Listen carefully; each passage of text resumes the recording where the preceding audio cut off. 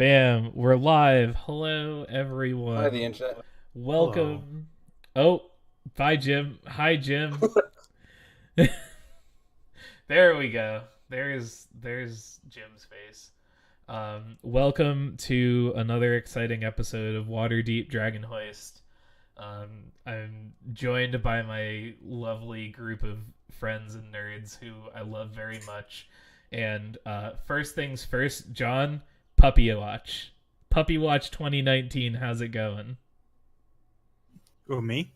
Yeah, you. Well, she's just sitting here by this box because she's trapped in here with me. That's Oh, unfortunate. no. So, but That's she's a thing. fine. She Yeah. cares. She's contented. The other one's in the living room with Cass. So, Very good. Everyone's happy and healthy. yeah. Excellent. Moving on from Puppy Watch 2019 to also Puppy Watch 2019. Jim, how's Doc? Doc came in first place in yesterday's Cutest Puppy in the House contest, and as a result was awarded a brand new bed because he's outgrown the first bed that we bought him. Excellent. Worked hard. He is he's roughly 14 pounds now. He's right on. That's a big old boy for his growth. Wow. We expect him to fill out rough in the 18 to 20 pound range when he's all said and done. Yeah. He's pooping outside when we take him outside finally, which is awesome. Hell yeah. In the next Yeah. 15 minutes. Pooping outdoors. And then he'd come back in the house and then poop on the pad. Like, we were just outside for 15 We were just doing it. Yeah. So now he goes outside, which is great. Excellent. And he's also back talking a lot, but he is in the terrible twos for Frenchies, which is like 6 to 10 months. Right. Yeah. So he's going to be very interesting until like September. Yeah. Excellent. enough. Glad to hear it. Sam, how's the cats? One is currently asleep and has been fine. It pretty much is fine. He's still terrified of everything. And Susan's brother's cat is somewhere around, although he did almost get out and go do some adventuring of his own not long ago. He was safely recovered and placed back in his captive home. That's good. That would have been a big yikes. That's a super yikes, but crisis averted. Yeah, we're just that concludes our segment of Pet Watch 2019 episode whatever May 2019. Yeah, episode whatever the hell episode we're on. We're down a person. John should be back soon as far as I'm aware. Yeah. So It's okay. We need to do a catch up anyways. So. Yeah, in the meantime, actually, I can just start with Harlan. So last time on That's right.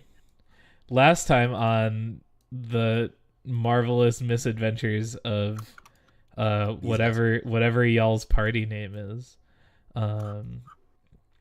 you guys Not the Harpers. No. No, Yeah, definitely but- not the Harpers. Yeah. No, that's the name of the party. Definitely not the Harpers. Not Hoppus. definitely not the Harper's. Wink.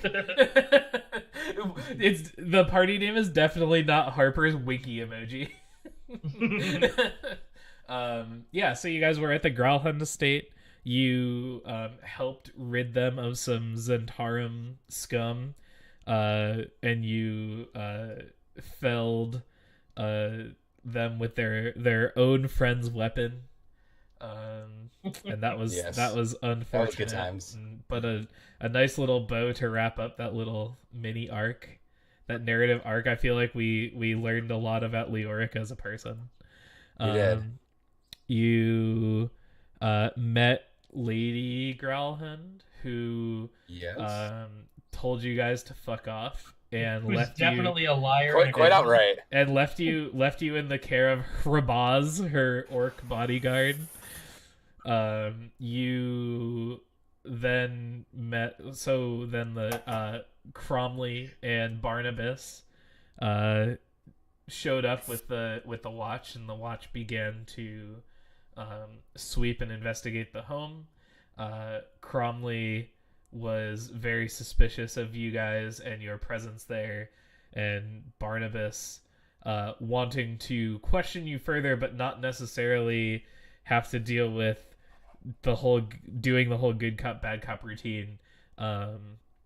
Offered to bring you down to the precinct to talk to you there while Cromley finished his investigation. Yes, okay, I remember where we. Yes. It was about this time when Harlan realized that he had several hundred golds worth of probably several hundred golds worth of gold bars lining his pockets from earlier in the Gralhund estate, and in a panic attempted to cause a diversion to slip away to hide it before he went to the fucking cop office. Harlan, you didn't do the best job by yourself, but with some keen insight checks from your friends and some good assistance in the form of deception checks and skill challenges, you managed to find an opportunity to slip away from the group and run away from the break away from the party to presumably hide the gold bars somewhere safe. So I think we'll open on you, if that's cool. So we open on like this, like we get like the first person view of Harlan as you're like kind of like running through the streets, and like you can run fucking fast because you're a rogue, because you can run 3 times your movement speed every 6 seconds. So you're like booking, and you're like vaulting over tables and like around carriages and like maneuvering through people and stuff like that. And what's the plan? Just remind me, like what so my plan is, which was heavily dependent on knowing how far away the places were. But right. My hope was that I had enough time to break off from the group, run directly to Troll Skull Manor, stash the gold at home, and then catch back up with the group on their route and sort of reintegrate myself back into the fold as if I never left. Right. And you're a native. As if you never left, but are slightly more out of breath. Yeah, well, I'm going to deal with that when we get there. Yeah. I had plans for that.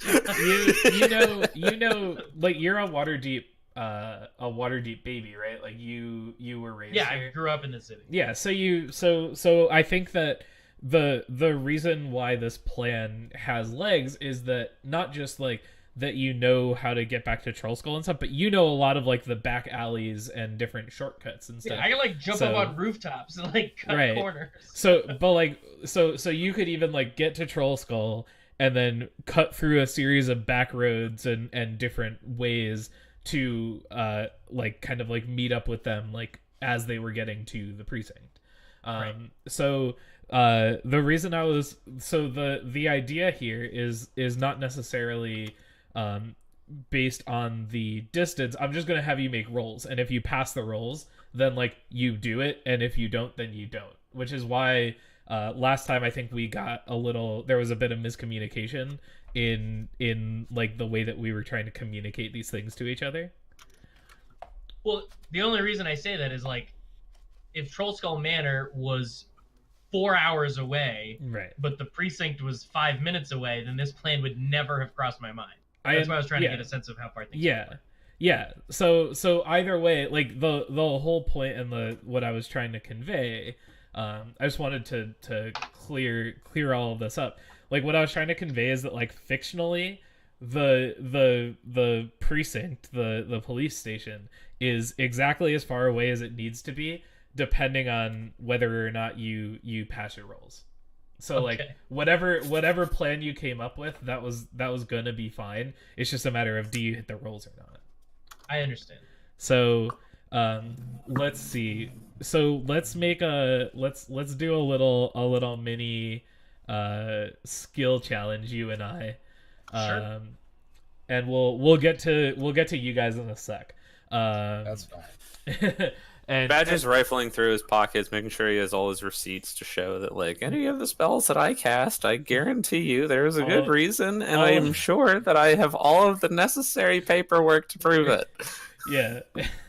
Like, Bart, you say that, like, we cut over to you guys after we get, like, the Harlan running shot, and, like, we cut over to you guys and you say that, and Barnabas is like, yes, I'm sure that you're all of your spellcasting is in order. That is something that you must take up with the guild, and we don't monitor all of that very much. I'm just saying, I can prove we're good. I do believe you. I do. And like as you're kind of talking, we cut back. Harlan, what are you doing? Like, how are you? What kind of skill do you want to use? Or I guess it could also just be like a dexterity save, maybe to like run and like make your way through the crowd quickly. Yeah. So I figured I would do it as like 3 stages of the plan. So my first skill check is try to make it to Troll Skull Manor. On my way there, I'm like you said, I'm dodging through crowd. I'm trying to leap around barrels and hurtling over, fruit carts and not knocking them into the streets. Right. Yeah. And that's a lot of acrobatics. So I will use my acrobatics check to deftly maneuver the streets. All right. Yeah, I think a 13 is fine. I was gonna say DC like 11. It's not terribly difficult because streets are designed to be walked on. So like we get like the conversation between Badger and Barnabas as they're kind of like ambling along at like a pretty slow pace, and then like we cut to like Harlan. What does it look like as you're like? I mean, it's Assassin's Creed. I'm Assassin's Creeding through the city of Waterdeep. and the music, like the score is like super dramatic. Yeah, yeah, absolutely. There's 2 mages carrying a plate force shield window, and I have to slide under it. Yeah, totally. Yeah, all the tropes. Yeah, absolutely. All the tropes, but fantasy. There's a painter on a roof, but he's like a halfling, so it's a really tall ladder up to the roof. And I tip it over, and he's like, "Whoa!" Yeah, right. I'll knock him over on the way back. Yeah, yeah. Chekhov's ladder. you tip the ladder slightly in Act 1 so that you knock it over in Act 3. Yeah. Cool. Yeah, we cut back. So we get this dramatic shot. We cut back. Is anyone? So do you guys want to like? There's no music. Yeah, exactly. Yeah, it cuts back to like totally dry conversation. Right, like, Badger's like, yeah. So it's been a little rainy these days, huh? Oh, Hi. Yes. The end of summer rains. They always come, don't they? Getting ready into moving on into autumn. Yep. I guess we all better watch our step. It can get slippery, huh? Yes. Do be careful on the some of the sidewalks get a bit slippery. Isn't it funny how? And then cut back. cut back. Alright, so I make it to Troll Skull Manor, and I instantly realize that I'm about to hide 40 pounds of gold in a house that doesn't have doors. Right. So this is the most this is like fucking D&D as fuck, by the way. Yeah, for real. So I'm trying to think like the safest place in this abandoned open house to hide 40 pounds of gold without being caught. Yeah. So I'm gonna make a stealth check to I'm gonna use what? Go ahead. No, so if you're trying to scope out the best place, I would say that it's either a perception check or an investigation check. Just to like, because like stealth is get there. I was saying I'm gonna use a stealth check to make sure nobody notices me. I was like, oh wait, I'm only doing 1 check. So yeah. So I'll get in the house and I'm gonna call it an investigation check. Because you passed the acrobatics check, we'll say that like no one noticed you, or like if they noticed, they didn't care. They're like, like there are like people that are like, what the fucking rogues, man. Just another day. Yeah, just another rogue. So make a DC. We'll call it a DC 10 investigation check. Like the area pretty well. Got it. Yeah. Ooh. Oh no, a 9. Oof. That's all right. So it's not that you don't find a hiding place. You just it's not that you don't find a hiding place you don't think is good. You just don't like. You find a hiding place that you think is good, but like is probably not that great. It's like under the bar. I was gonna say that's literally what I was gonna say. Is you're just like aha, and you like stash it like in a shelf under the the counter or something. Yeah. All right. Cool. Yeah. So now that I leap out the front door window area and like get back into my, swift run back. Yeah. We cut back. Who's any fun conversations as we like cut back to no music? Yeah, so isn't it funny the way that we are still affected by the weather, even though all of the magical abilities and traits we have to influence the skies and nature and Badger's just kind of like rambling off of just like all the different things that like magic probably should solve, right? Yeah. Lyric cuts back in and is just also like, it's kind of funny. I feel like just because of the whims of something, we should have this crazy weather pattern every other 5 minutes or so, but we strangely don't. Yeah, and he says, Barnabas says, yes, very strong magic users have been known, and I've heard that in some places magic is used to influence the weather. Drow, for instance, use the ability to make it nighttime all the time in their cities so that they do not have to deal with the sunlight, and I've even heard that, and like cut back. I'm running my way back. I'm trying to get back to the group. I know the right route.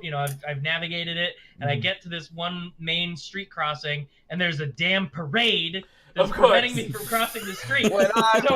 In order to get to the other side, because obviously, there's a lot of cops in the parade for security purposes, and I can't just go darting across the street without attracting attention. So I have to pretend to be part of the parade as I make my way across the street with a performance check.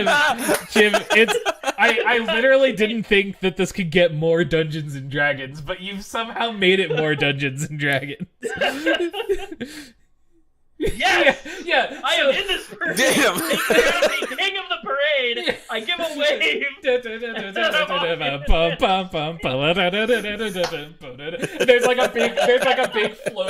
There's like a big float of like a dragon, and then behind it there's a big float of like a beholder.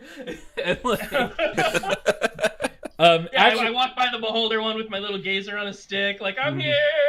Actually, this is the gazer. That's very good. This is a good opportunity. Make a perception check for me. I want to see if you notice. I want to see if you notice something. I notice nothing. I am loving this parade. Yeah, no, you're so into it, and you just like go, and then like eventually you get to the other side. You come out the other side, and you start off I go. You start booking, and then we cut back. If we cut out the sunlight, though, what happens to the sun? Because then it just doesn't seem like it would. The benefits would outweigh any of the detriments. Suddenly we'd have no sunlight for crops growing, and then all of a sudden I was gonna say solar power. Is that a character? I was gonna say solar power, but like I don't think Dungeons and Dragons is that advanced. Probably but, not. And suddenly people. I mean, certainly it would get much colder. Sorry, Keldrum, what was that? So you just gotta hire a bunch of druids to grow plants. They can grow plants with magic. Everything can be solved with magic. Gosh, that's a very good point. You're absolutely right. Anyway, isn't it weird that the rain still happens? Yes, you'd think that it would be possible to stop the rain, but I think that the high mages of the city want the people to be able to still experience the weather in the seasons. It all adds to leading a more full and productive cutback. And it's like the intense music, but now it's like being played by a marching band. So, all right. So I've gained most of the ground back. I get to a point where I can see them in the distance, and I now need to reintegrate myself without being noticed. Yeah. So once again, sort of waiting for someone to go around a corner, or looking for an alley where I can kind of fold back into the group. Right. And we're gonna use a stealth check to try and slide back in like I've never been gone. Yeah, that tracks for me. Perfect. Yeah. Easy. So we got like like this intense. I'm so glad this is successful. You get like this intense music as you're like kind of approaching them, and then like we cut back, and like what are you guys talking about when we cut back? And it's just so strange to imagine that the powers that be would want the benefit of everybody when really they could just be massing more power. And Harlan, you come in. You like kind of like slip in, like to this. Well, I mean, really, when you think about it, it's the best way to keep truly the masses under their own, under your control, is to make them think they're living their best life as they currently are. Yeah, you gotta live your best life, man. It's necessary that. Right, I feel good. I feel pumped. You gotta love your life. Life is great. How do you feel? You feel good? Right. Yeah. Badger looks at Harlan and is like. Yeah. And Barnabas turns to you and he's like, Harlan, are you all right? Oh, I'm just wonderful. I'm feeling pumped. Ready for the rain, the sun, the weather, the seasons, and nature is just beautiful. It's a great day today. Isn't it a great day? How do you guys feel?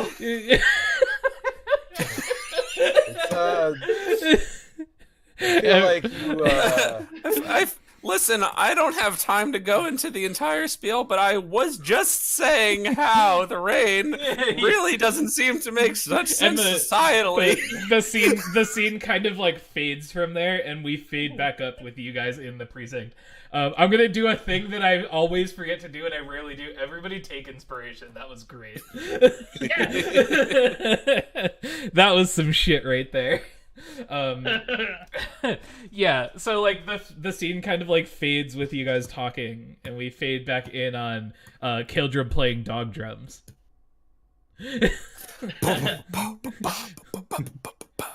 Yeah, Kildrum, where'd you get that good little pup? You have the police on the street. The police dog. She's a very good girl. She's being very good. Yeah. So we fade back up, and you guys are like in the city watch like precinct for this area. You're in like a it's not an interrogation room, it's more like a meeting room or a conference room type situation. And you it's just you and Barnabas, and there's like a veteran, like a city watch veteran, like kind of like standing at the door, like guarding basically. Oop, bye Anya. And he, as we fade in, Barnabas says, yes, now please, if you would just from the beginning, for the record, just give me your party's side of the story. Well, you see, it happened like this. Here's an exposition dump that I really don't want to give to him. Yeah, you tell him. He says, the important part is that we have it on good measure for information that Ursula Floxen was there inside in residence at the place. In residence. Your resident Urstel. Resident Urstel. Residence Urstels. He says, yes, we did have some notes, and he's got like a case file, and he's like, we did have some notes about some suspicious looking characters, going in and out, witnesses, seeing some shady characters moving in and out of the Growlhund estate. Did you, while you were there, did you happen to see the Nimblewright? The who? The Nimblewright. Is that the old man? Make a Is that the old man? Is that Floon Oldman, the Nimblewright? No. You can make a Badger. Make either an Arcana or a History check. Hell yeah. Okay. Decent. You have you've heard of Nimblewrights. You don't know what they look like, but you remember hearing about them, like they're like constructs that are used to like march in the Day of Wonders parade. Is that the parade I was just wrapped up in? Is that the parade he was literally just a part of? Maybe, you don't know. Whoa, that's a very dexterous pup. Jump the box. Wait, a construct. Yeah. That marches. Yes. So you know. Are you asking if we saw it there at the estate? Yes, reports have it that a Nimblewright a Nimblewright was delivered to the Growlhund estate some weeks ago, and our intelligence had it that Lady Growlhund was keeping it as a servant of sorts. Oh, well, shit. Martin. I didn't see it at the estate, but I did see it at our home. I think, maybe. I saw one, I think. I actually don't know what they look like, but I'm guessing. And he You did come across an odd robot. It's true. He says, "At your home, you say that? That would be quite strange." Yeah, I mean, you can call it a home, and it's not really... I mean, I live there, I guess now. Do I live there? I guess I live there. I don't know, do you? In theory. I sleep there pretty regularly these days, so... It's basically a home. It just occurs to Badger now, I should buy a Badger bed. suddenly is like, oh my god, I need to make an address change. Oh my god. I need to file for new living quarters. It's not even that. Like the first thing that occurs to you all is like, we live here now. We should get beds. We should have fucking beds. We should actually have Oh my beds. god! Yeah, I need to fill out so many change of address forms. Right. Like a whole lot. Change it on all of your subscription services. You know. Yes, you have no idea how Wizard many and Wizardly monthly. and Yeah, Masonry Wizards- magazines I subscribe to. Yeah, Masonry and masonry. Wizard Box Weekly. You know. Yeah, you know, The weekly loot crate, of Mason-based things. for shit. I was gonna say, the Loot Crate is in D&D is a subscription service that just like sends you a magic item every month. Yeah. right? Oh man, that's such a good idea. I'm gonna write that shit down. What is it? It's something like Blue Goodberry. It's like Blue Apron, but they send you a Goodberry every week, and like that's your meal. All right, so here's the plan. Here's the plan, gents. If we ever make like a podcast and we get sponsors, we just incorporate them as businesses in the show. Right. That's pretty great. Yeah. I'm with it.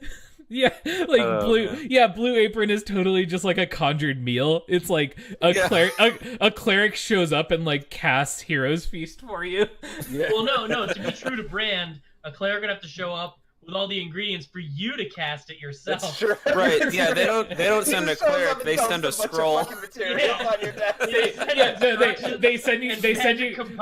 send you all the material. They send you all the material components and then the spell scroll for conjure food and water. Yeah. That's awesome. I love For an that. extra fee, you can actually pay for someone to tell you the spell and like teach you how to cast it. Look, guys, this is real good. All right. Anyways, at Troll Skull Manor, which is more intimidating than it really is. yeah, he Sounds worse than it is, but he showed up one night and came into the window and then left.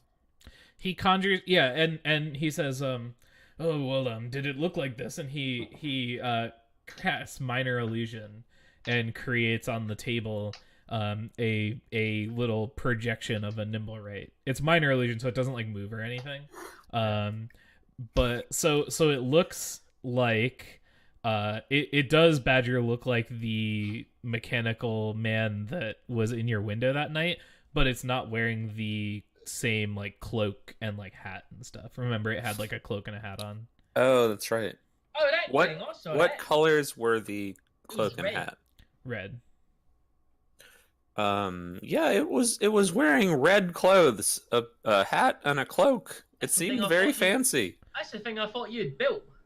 That's right. I'm not that talented.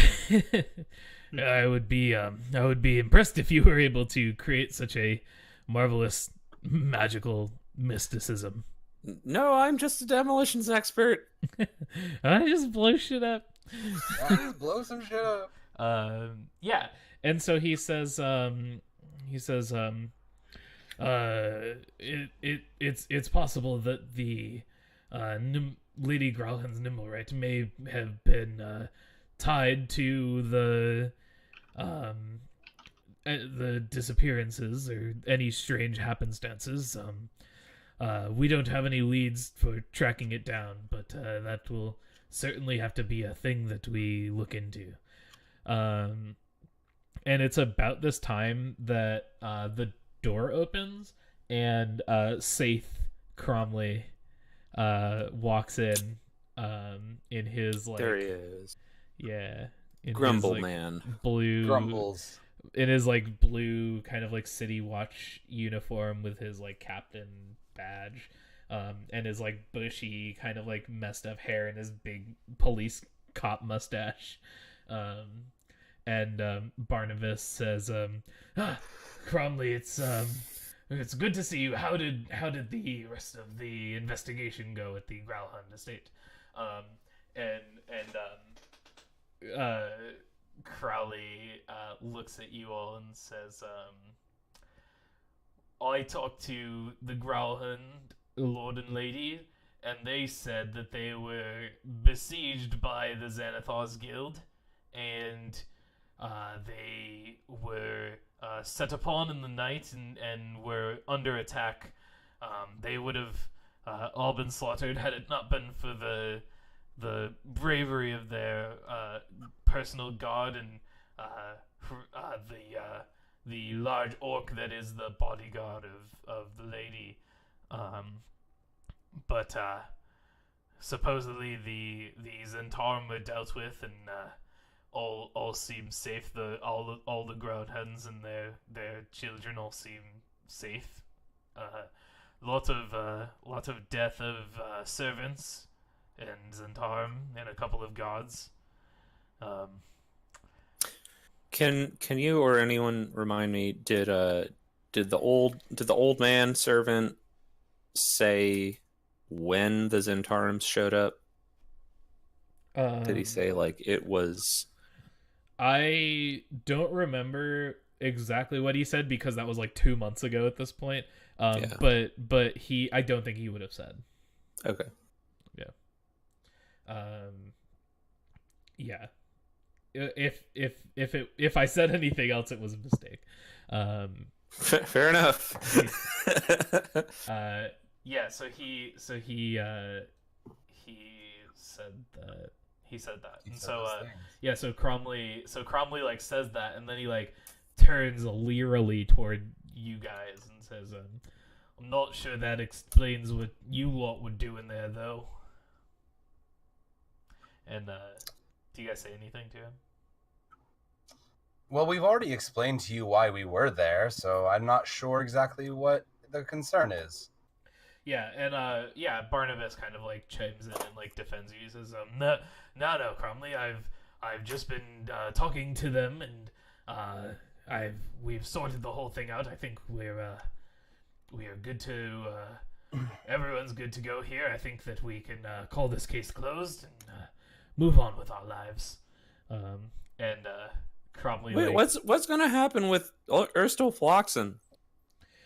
And Cromley chimes in at that and says, Erstal Floxen's still a wanted man. There was no sign of him at the Growlhund estate.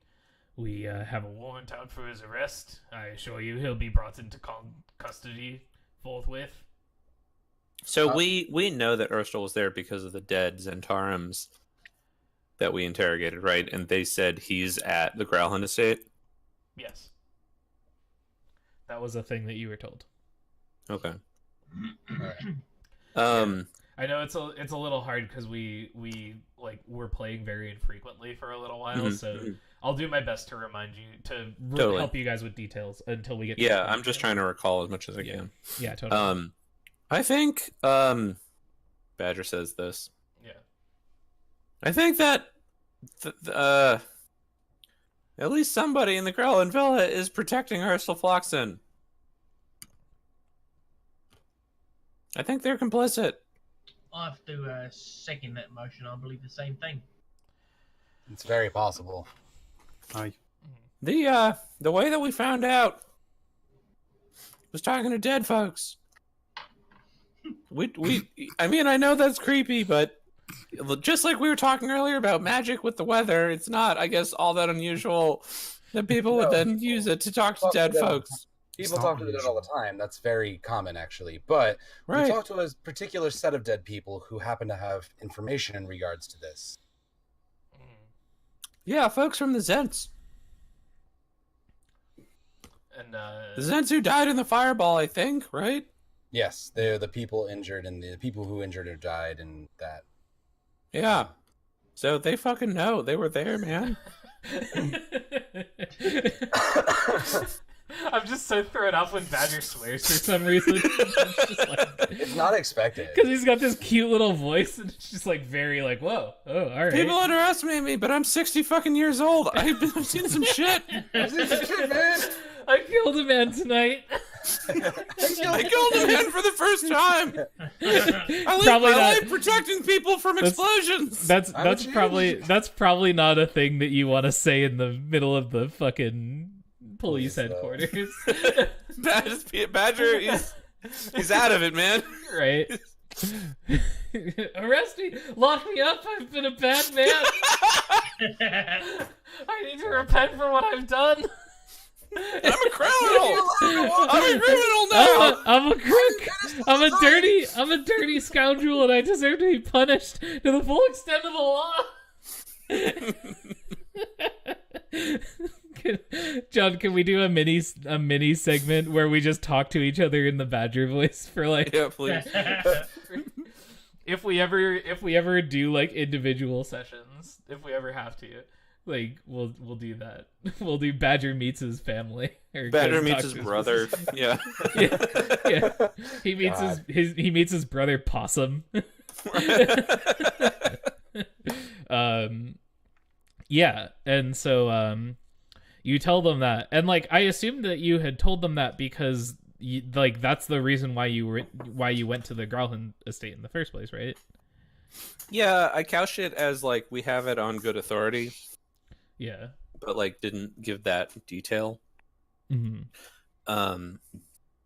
Okay. And so I was wondering if like they, having heard that specifically the organization itself said we have this guy posted up here, that like might make a difference to them. Right.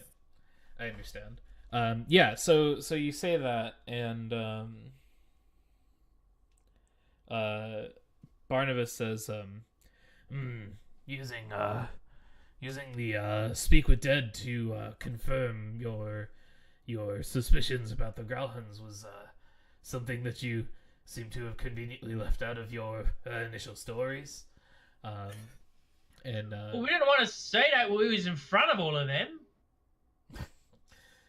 He says, we'll he turns to Cromley and he says, we'll have to add that to the record and begin our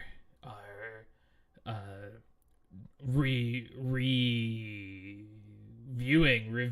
the clues with that new information, and perhaps we'll have to pay the Growlhund estate another visit, eh, Cromley? He says, Oi, I don't have any reason to trust this lot of ruffians over some established Waterdeepian nobles, but whatever you think is best, old friend. And yeah, and so like Barnabas kind of like turns to you and says, the four of you are free to go. Thank you for your assistance. We'll get back into we'll delve into this investigation further, and we'll see if the investigation can turn anything new up. If we have need of you, we need you to provide any more information or answers, we will be certain to call on you.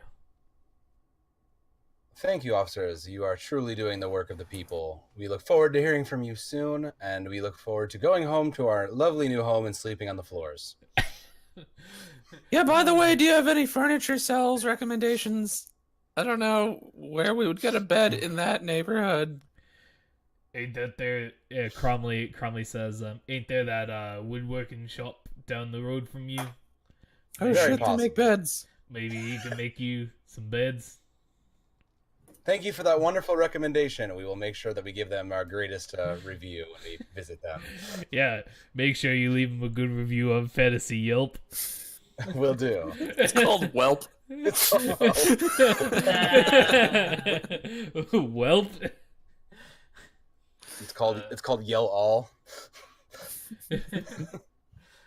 You guys head back. Yes. As you're leaving, like you get out in the street, and Barnabas kind of like, he doesn't like follow you up, but he like kind of like heads out at the same time and beckons you back over and says, you on the morrow, it's fairly late now, but you may want to consider paying a visit to the House of Inspired Hands and finding out more information about the Nimblewright. Perhaps they've seen it. I can't bid you to aid in the investigation in any official capacity, but if you happen to be wanting to investigate anyways. And he winks at the camera. Yeah, you seem to be a pretty, you get it, man. Okay. Yeah. We will happily consider taking your clues on our own time. I did not hear you tell me to not go investigate on my own. You definitely sure didn't tell the Harpers to do that. That's for certain. Who are the Harpers? I don't know who you're talking about, mate. He just gives you guys, like, the two of you, like, a sideways glance. And, like, again, the camera focuses on the pins that are, like, very prominently displayed, like, on your lapel and on your hat. Just to clarify, once again, you said the Nimblewright belonged to the Growlhunts? There was reports that a Nimblewright was delivered to the Growlhund estate, and that Lady Growlhund was using it as a servant. Uh-huh. And the House of the Inspired Hands, what is that? It's the Temple of Gond, of course. Leoric, make a religion check. I say, what I know about this is my question. Yeah. Let's throw some religions. I assume you're trained in religion. I sure as fuck am. being my 4. the cleric. Yeah. Okay. Cleric. Yeah. So Gond is like the Forgotten Realms deity of like invention and ingenuity, and the House of Inspired Hands is the temple to him in Waterdeep. Which is what, as like we get like the flash of like recognition in Leoric's eyes, we fade back in on Barnabas giving you that information also. So you guys know what that is. Yeah, okay. I know exactly where that is. Badger, you'll actually quite like this place, so let's scurry our way there, perhaps at a later time. Everything that Leoric has said Badger would like has been like a terrifying experience for him traditionally. That's exactly what just crossed Badger's mind. Yeah. Badger, you're gonna love this. No, for actual honest this time. This you may actually find some inspiration here. Trust me, I know I've been bad before, but I promise you I wouldn't lead you astray a third or fourth time. I'm still pretty sure you're a bad friend, but we'll go. Oh boy. Oh, my poor little broken family of PCs. All right, so you head back and you go to. Badger trusts Lyric like a colleague, like a right. coworker who like can do what he needs to do, but like just after the tinkering, Badger's not thrilled. Yeah, Badger's very much professional level only. Let's just keep it cash. Let's just keep it casual work only. Yeah. If you guys ever want to do the side story where you like go get a drink together, we could do that as a 2-person session. Right. We'll Lyric saves Get Badger's your- life somehow. Get your yeah, well, like we could do that I'm to getting too old for do this that. shit. We do that to increase your social links. You Yes. know, Right. Because we're Persona now. Oh god. yeah, so unless anyone has anything else they want to do, No, on the way. you head back to Troll Skull. thank God. On our merry way. I'm gonna roll a d20 for no reason. No reason at all. 0 reasons. 0 reasons were had that day. All right, I crit. So Not only is all the gold still there, but it's doubled in value. It's actually just been stolen. You lost it all. Good luck. No, that was a 1. It was stolen by the cops. They're here. They're actually just here. They figured you were gonna do that. Nah, it's you get back and your gold is there. There's no additional bonus. It's just Yeah, no, I guess. still there. So yeah, obviously I go straight to the gold. Yeah, and you go and it's like fortunately where you left it. And it's like as you're going back to it, you're kind of like realizing that like fuck, this was a terrible place to put this Yeah. gold. The first place I think of, everyone's gonna think of that place. Yeah, you didn't think of it, but you didn't like have that thought because like you were in the moment, like having to make a split-second decision when you were hiding it, and plus that score was like so intense in your Yeah, head. I mean, my heart was pounding. Yeah. So yeah. So you guys head back. Is there any conversations or any discussion you guys would like to have, or would you like to go to sleep? I'll be able to get beds for everyone. Yeah, so look, not well, I mean, how much did you actually get? How many beds worth did you get? That's the way I'll put it. I don't want to know the exact number. How many beds? It really depends on what God believes the going rate of gold is. I think we have the equivalent of about 13 beds, if I had to guess. I don't. Well, so I'll say It should be the equivalent of 2,000 gold pieces. I'll say. But you never know. So Whatever God chooses. here's the thing. I think that it is implied. At least I've seen it implied. Like I could make you go through the process of like going to a place and getting it like weighed and appraised and all of that, but like that sounds really boring. So I'm just gonna tell you how much the book says it's worth. One sec. I just need to find it again because I didn't write it down. If I were a better, if it's written by wizards, it should be 50 coins per pound of that coin's metal.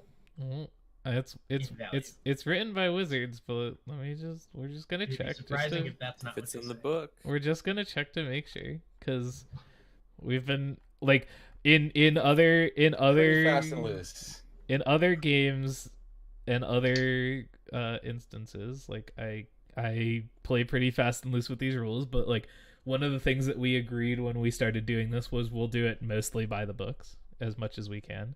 And especially that part of the plot of this is, hey, if you want to fix up the estate, it costs a specific amount of money. Exactly. So, like, you know. Yeah. Yeah, it's important that it's Lady Growlhun's horse is outfitted with that and 2 saddlebags, each of which it was her horse. yeah, Oh god. each of which Shit, holds that's the special one. Yeah. each of which holds 4 5-pound gold trade bars worth 250 GP each. Okay. So you have they've four. cut it in half. You have Got 4 bars, each of which are 250 gold. So 1,000 total. Got it. Okay. Wow, that's like one giant bed. Please don't make us sleep in one giant bed. That would be adorable. Just a big old California king. That would be like Shaped like the Harper pin. that would be like Please, the God, no. last shot in your guys' theme song, and the theme song for Dragon God, Hoist no. would be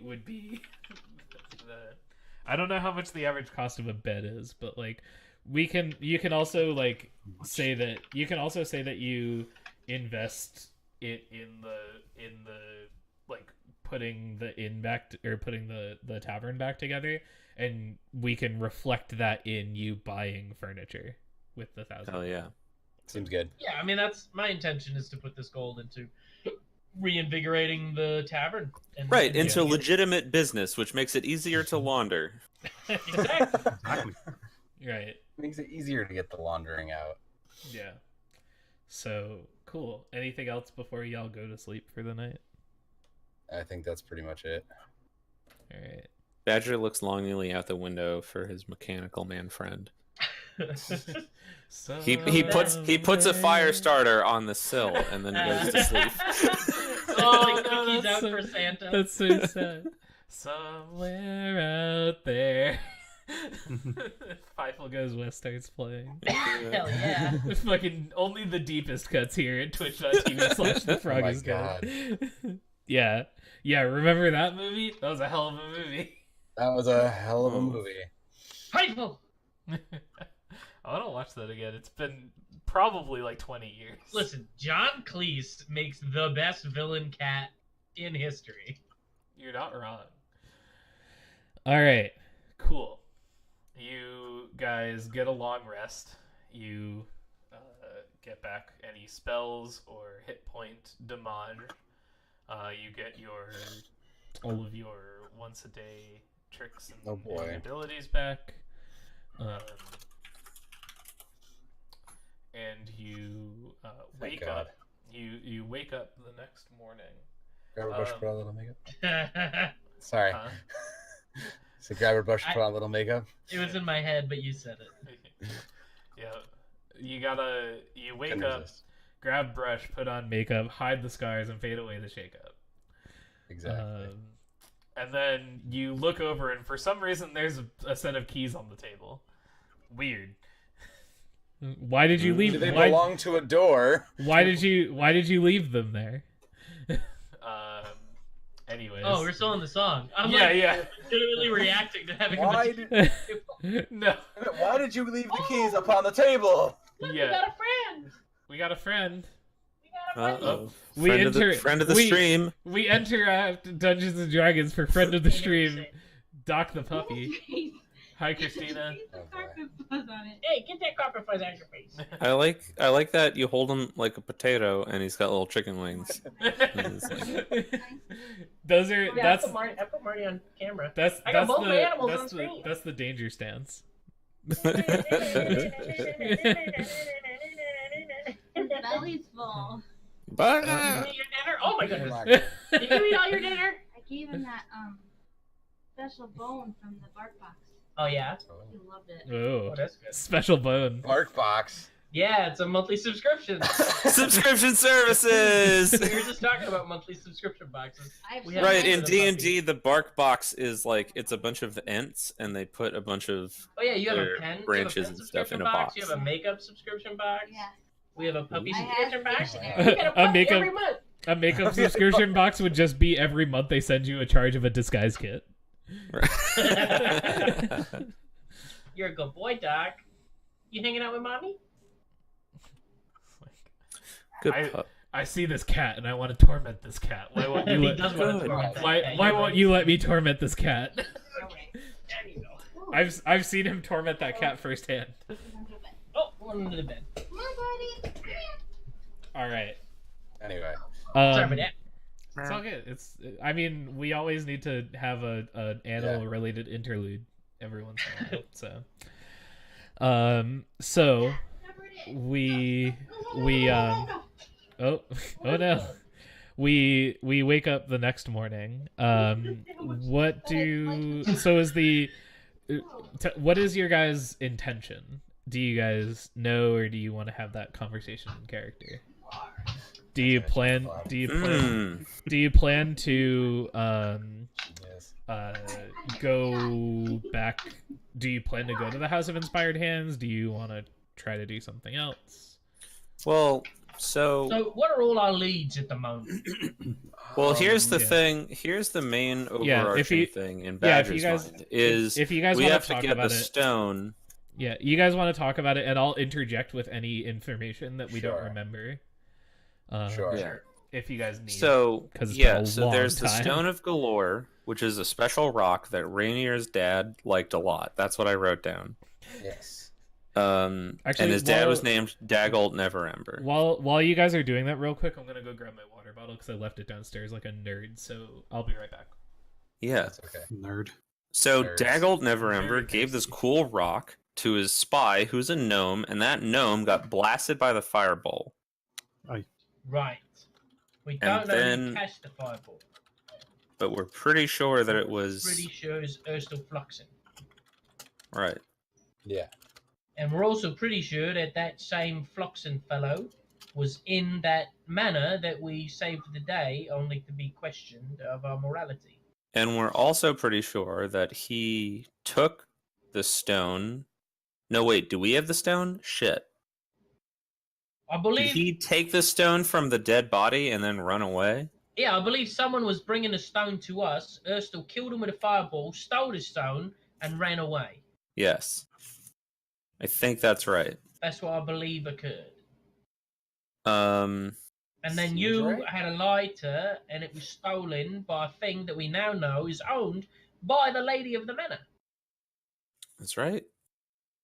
But So that Sounds right. thing She- also, why did that thing come after us? Do we Yeah. have the rock? Well, maybe she didn't know that he never delivered it to us because he was killed. Maybe she thought we had it. Maybe that's why she sent the thing to get it. This is just out of character. I just need to make sure if we have the rock. We don't currently have the We rock. do not have it. No.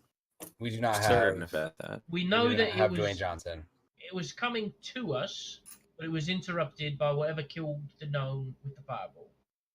That's the whole reason we went to the manor, isn't it? Right, we went to the manor well. because that's where we thought the man who killed the man who had the stone was at. Okay. And he probably was. It Right. probably was, and It probably was, and if he took the rock, then why would she send the thing after us to try to steal the rock? well, that happened before we went to the manor. So this accent is killing me.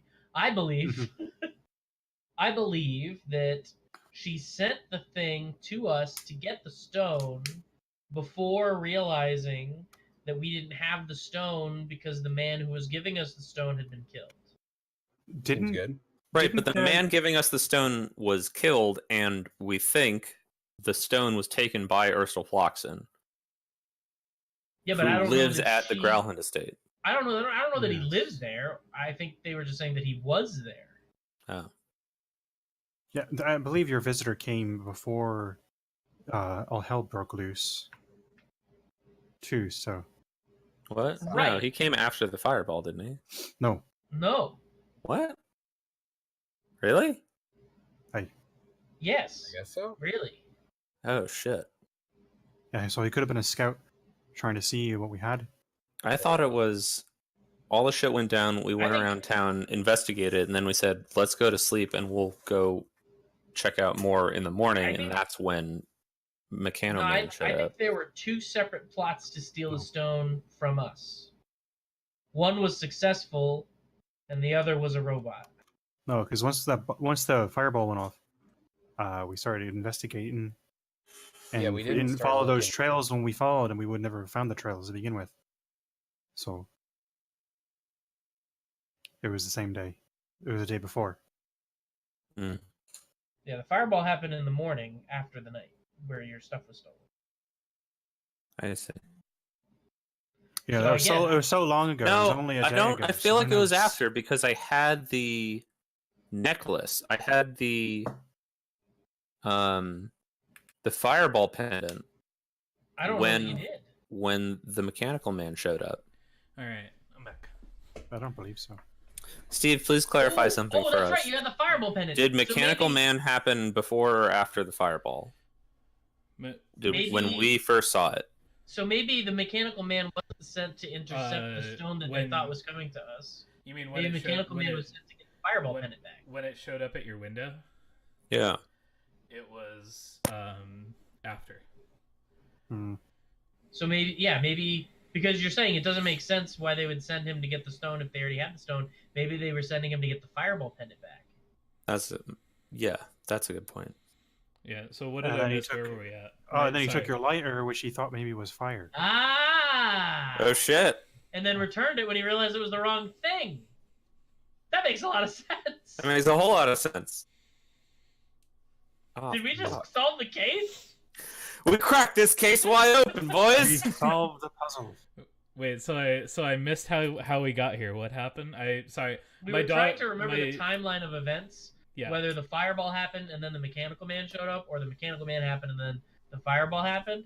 Right. We were trying Right. to figure out why Lady Growlhund would send the mechanical man, and I was suggesting like maybe the mechanical man was supposed to intercept the stone, but then we're like, well, why would she send him to intercept the stone if the stone was already stolen by Ursula Floxen? If she knows Ursula Floxen's there, that doesn't make a lot of sense. Why would that happen?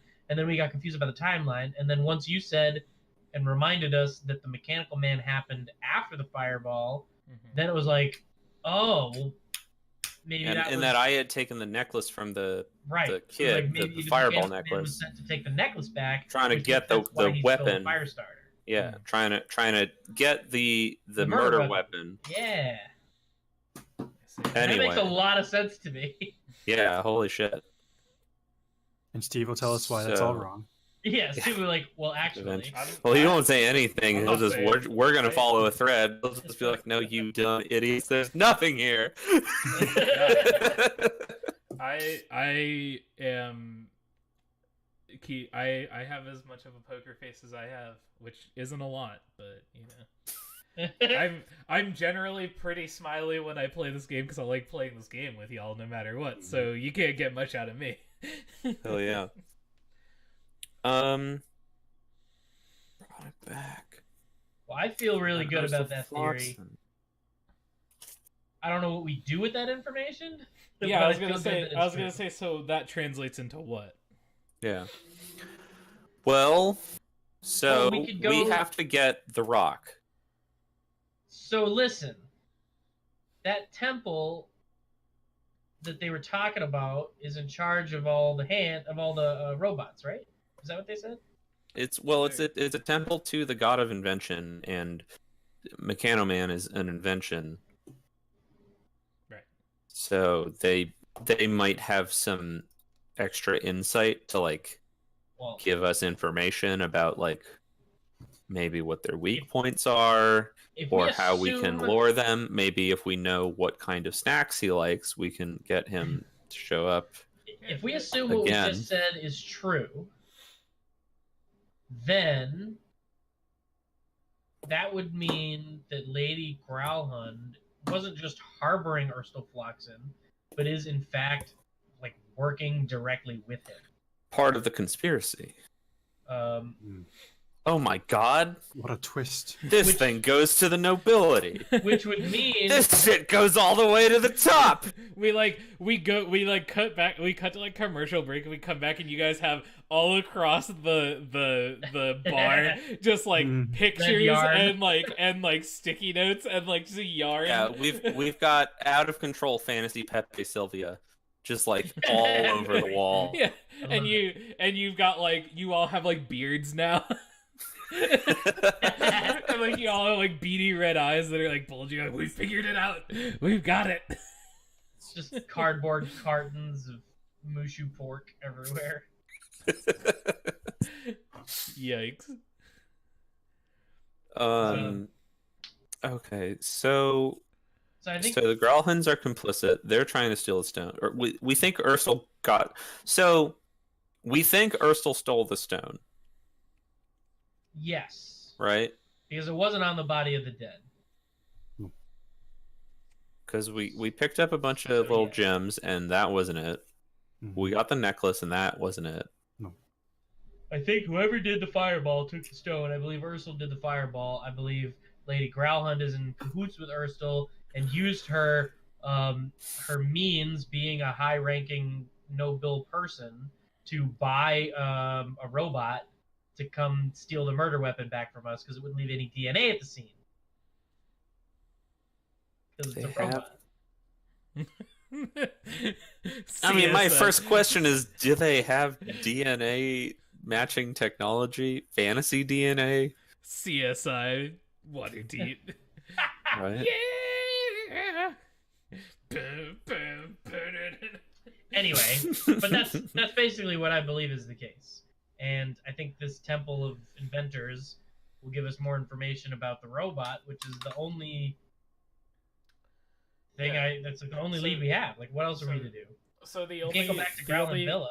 The only thing that I'll say, and this is like a thing that would probably occur to Harlan, is that Barnabas said that the Growlhunds like reportedly got the Nimblewright like weeks ago. So the idea of like they got this Nimblewright just to like get the thing back from you is like probably a bit of a stretch, but they just acquired it. I'd want to use my fancy new detective, non-detective toy. Sure. As a lackey. Potentially. Yeah. Okay. You said that they used the Nimblewrights for a parade. Yeah, the Day of Wonders parade, which is a fantasy holiday. Can I roll something to find out about that holiday? Sure. I'll tell you I'm gonna roll a history. Yeah. Or maybe a different thing. I don't Steve don't know much about it, but Badger can know about it if you get the roll right. Yeah, here, hold on. Let me see if the book has anything. Based on that, I assume that this will give us zero relevant information to what the hell this construct is all about. But well, hold on. I've got a section that I'm gonna reread real quick, like a paragraph. Okay.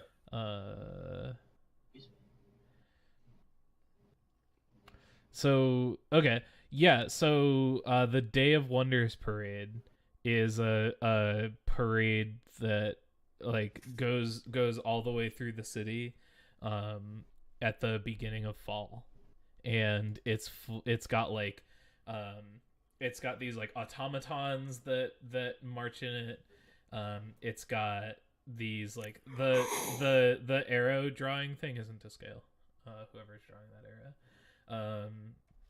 So yeah, it's got like these automatons. It's got like all sorts of different inventions. Like Badger, you've probably seen this parade like several times because it's a yearly thing, and it features like all sorts of different inventions. There's like themes and like different inventions are shown off every year. But you definitely remember seeing like these automatons, and like I think this history check is actually like you connecting the dots for sure that like the thing that you saw was like definitely one of these automatons that you saw in this parade. That's like the thing you get with the 18, if that makes sense.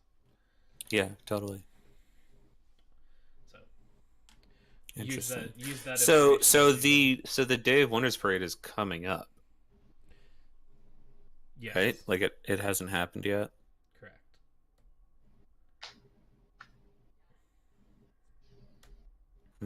So it wasn't the parade I was definitely navigating through. No, maybe it was like a rehearsal. That was a plot device because it was funny. Yeah, but like in fiction, it was like you know how there's like Easter and then there's Greek Orthodox Easter and they're on like two different days. So like maybe this is like this is like Tiefling Orthodox Day of Wonders. the Day of Asmodean Wonders, where we all pay homage to Asmodeus. Isn't that the name of the serpent villain from the first Redwall? From Redwall? Yeah. Yeah, I mean, those books were incredibly Jesus allegories, and so, having a villain be essentially the devil to tempt one of the mice was pretty on brand. Yeah, Asmodeus is a archdemon down in hell, chilling. Maybe he's a devil. I don't know. He's a devil. He's a devil. I guess the devils are in the hells and the demons are in the abyss. Right. I know about Asmodean. Yeah, I know this because I'm running out of the abyss. Villain. Is that the new module? No. Oh, there's a new one also that has to do with like the salt marsh. No, there's another new one. There's a Baldur's Gate into Avernus, Yeah, it's the Oh, new. It's no. the Right, new that map. has to do with like Yeah. the flame, not the flame Yeah. wars, like the There's- war, the you know the fights Yeah. that people have down in I Bad know. Place. I had no idea that was coming out. Yeah, there Oh, was yeah. like the big D&D live stream. Like that was like it was the stream of many eyes So- last year. It's the stream of Dissent this year. 20 minutes. We'll talk more Cool. about it later. Yeah. Yeah. So I mean, you I guys wanna- feel like the end of the session is probably just figuring out like what we're gonna do and like. Well, you guys can go to we can like introduce the House of Inspired Hands if that's where you want to go. We got- That's Is that fair. where we're going next? We're gonna do that. if that's I what you guess. wanna do. I mean, like, I don't know. I don't know if we. And the only other thing I would do do we is- have other options? Yeah, the only thing I would be doing is furnishing the troll skull. But I feel like there are more pressing matters right now. There's more. I We'll have mean, time to fix up our house later, Harlan. I want to have a bed. Well, like you guys can also just do that off screen. You don't have to, like we don't have to like play out you guys going and buying beds. We can just say you could say like you invest the gold in the thing and then like you have beds now or whatever. Cool. Yeah, that makes sense. Okay, all right. So we have to find the stone. Yeah. And right now, the only lead we have is this house. The only lead that you have is Lady Gralhan's Nimble Rate, and the only lead you have on Nimble Rates just in general is the Temple of Gond. Yeah. Right. Yeah. Yes. Okay. That is accurate. Oh right. So, I was actually just in the process of trying to find it on the map, and I hadn't found it yet. Anyways. So you go to wherever that is. I don't know where it is. Cool. I'm gonna grab some water real quick. I'll find it later. Okay. And oop, that's not the right thing. This is the right thing. John's gonna miss the box text. Cause you guys get box text for getting to this point. It's in the corner of the corner of Seawatch Street and Shark Street in the Sea Ward. So yeah, so here is here's what you see. Give us that dot. Huh? The box text. Yeah. So, the House of Inspired Hands looks like a cross between a temple and a workshop. The symbol of Gond, a toothed cog with 4 spikes, is on display prominently. You see a silhouette of a humanoid shape perched on the rooftop. It extends its arm, releasing a tiny metal sparrow into the sky. The bird does a few loops and then veers right towards you.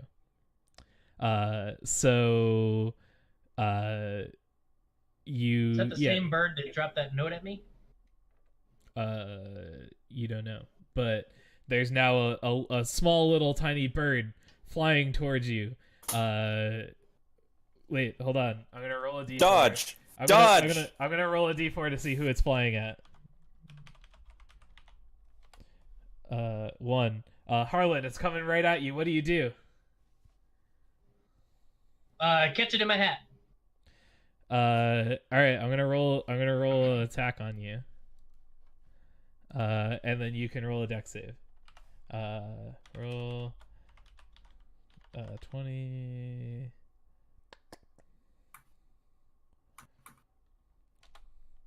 It's an 11 hit your AC.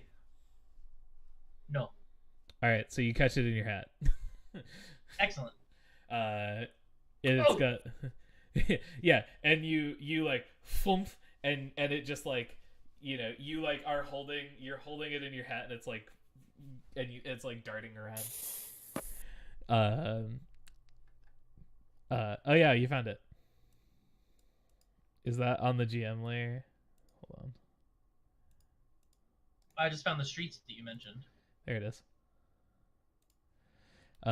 You guys should see it now. Yeah, I do. Yeah. Ah. So you all kind of are distracted for a second as this like little bird like flies right towards Harlan, and like he like catches it, and you have it in your thing now. It's like darting around, flying around. What do you all do? I got a bird. Why me, God? Why birds? What? Why birds? Harlan. There's 2 stones here. And one bird. Ha! One bird with 2 stones. That's one weird. bird with 2. That's really unfortunate. It seems a Pretty little. overkill. It seems a little inefficient, if you ask me. So I like Yeah, it's like peek in the hat, ever so tinily. make a dexterity saving throw. Is this another one of those flying letters that All right, looks like a bird? You like Oh, I know. you go to peek in and it like darts right for your eye and you're like, nope. That's a lot of nope in this hat. Yeah. So yeah. So here, John, I'll give you the box text because you were gone when I read some box text. Okay. And you'll know why there's a mechanical bird. And I would Mechanical bird. I would never deny you the sweet box text that you've earned. Thank you. I live for it. Yeah, so once more for the gnomes in the back. The House of Inspired Hands looks like a cross between a temple and a workshop. The symbol of Gond, a toothed cog with 4 spokes, is displayed prominently. You see the silhouette of a humanoid shape perched on the rooftop. It extends its arm, releasing a tiny metal sparrow into the sky. The bird does a few loops in the air and then veers right towards you, and it veered right towards Harlan, and Harlan caught it in his hat. Oh. What do you want us to do with this bird? I yell at the silhouette. You look back up, and it's gone. I'd like to go return this bird, so I'm gonna carry it over to the door. All right, yeah. There's like a big like there's like a big door to the temple, but it's just open. And as you go in, or as you enter, because it's like late morning at this point, probably. Like you guys went to sleep for the night and like woke up, had that conversation, and then came here, and you see like it smells like a workshop. It smells like grease and oil, all that, and like, but like the temple itself, like the main kind of area is like pretty clean. The main temple holds, you see like rows of these marble pedestals, and each one bears some sort of like model or trinket or something on it. And you can see like if you like go up, we see you guys kind of like walk up to one of them, and it's a miniature 4-foot tall working model of a clock tower that rings at the top of every hour. So like because it's you know, narrative, it's like the top of the hour, and it chimes, and it's made of wood, iron, and bronze, and brass bells and delicate hands formed from solid gold. So like you see that, and there's like a whole row, like 24 pillars of like different inventions like this. Very interesting. And there are people. Are any of them a little bird? Make a perception check.